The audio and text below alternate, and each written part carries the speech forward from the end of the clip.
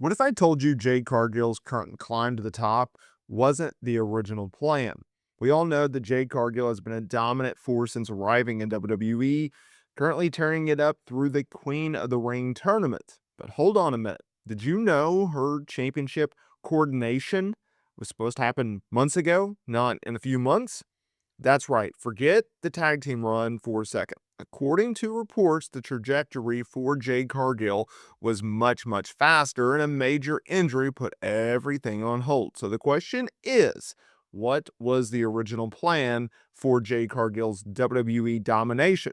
Let's get into the details because Jade Cargill is currently days away from entering the finals of the Queen of the Ring tournament, positioning her for the biggest singles opportunity since her move from AEW to WWE nearly 2 years ago. While she has found success teaming with Bianca Belair, a new report indicates that her current push towards a main event title was originally scheduled to happen months ago.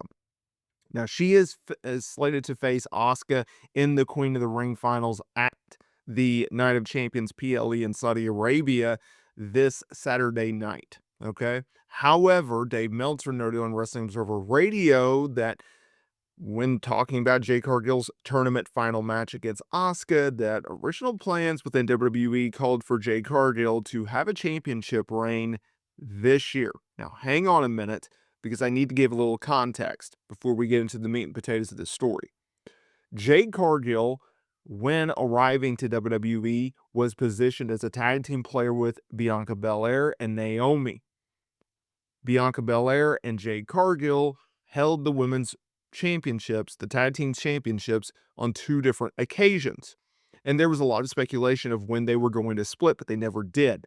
Fast forward to that November, there was a mystery attack angle where Jade Cargill was laid out in a backstage segment on top of a roof of a car. And it was a whodunit mystery type storyline in which had to play out until February. More on that in a minute.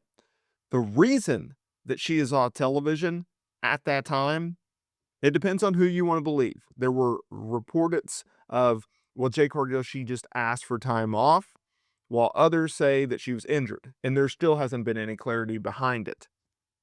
So let's look at this report. Meltzer said Jade was supposed to be, if she had not gotten hurt, Jade was supposed to be champion by WrestleMania and defending it at WrestleMania. Not winning it at WrestleMania, but before. Now, Meltzer believes that WWE sees Jade Cargill as a major star and expects her to win the tournament. You don't say. Should Jade Cargill go on to capture a championship in the coming months, she may have to deal with her former rival in Naomi.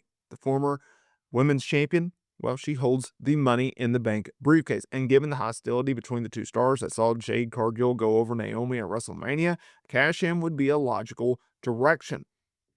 So the way that this plays out, Jade is going to be meeting Asuka in the finals of the Queen of the Ring tournament. Okay. The winner of that match will then get to challenge for the respective championship. So if Jade wins, then she's going to challenge Tiffany Stratton for the women's championship. If Asuka wins, she's on Monday Night Raw. She will challenge Io Sky for the women's world title. Okay.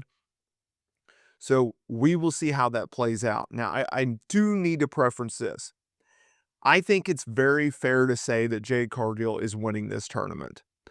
She has been primed for this position since her arrival in WWE. I've covered this woman's career more on this channel than most.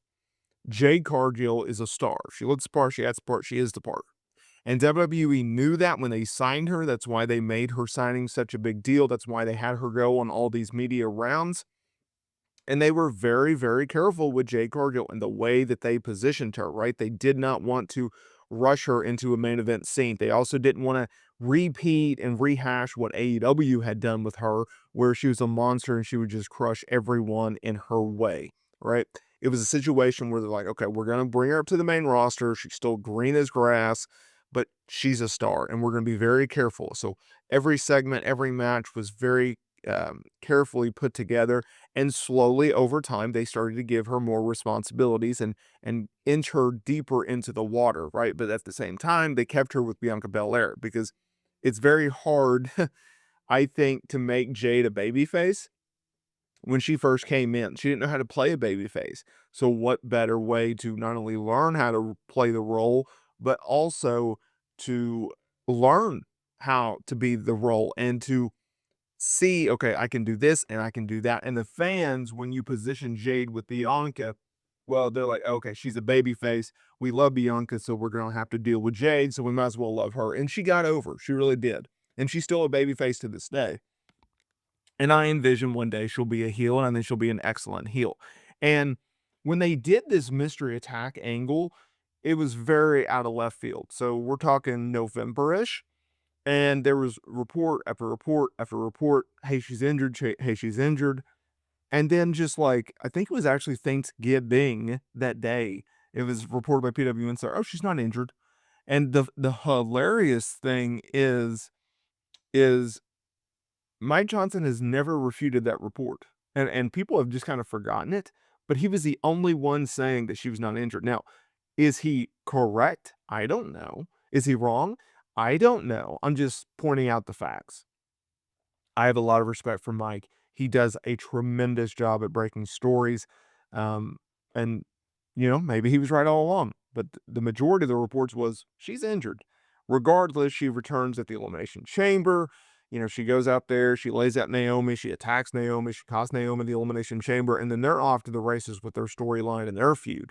And we still haven't gotten that rematch between Jade and Naomi. I mean, they are stretching this out.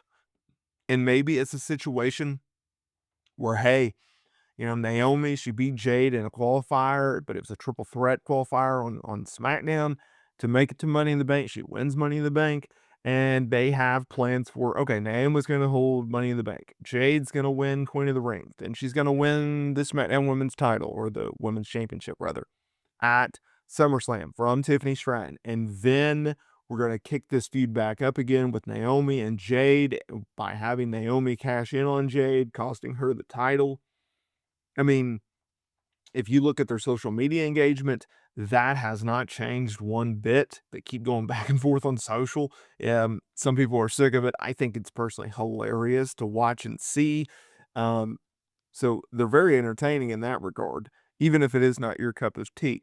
Regardless, I think it's going to be very, very fascinating to see what they end up doing, how they pair these two together. But I mean, to me, it's pretty clear cut and dry. I mean, Triple H is known for that, of like, okay, Jade's going to be, women's champion. Naomi has Money in the Bank. That's how you bring them back together, right? Naomi gets a little bit more revenge. It screws over Jade, who's a babyface. Like, it all ties in together. So I think that's where we're going. But yeah,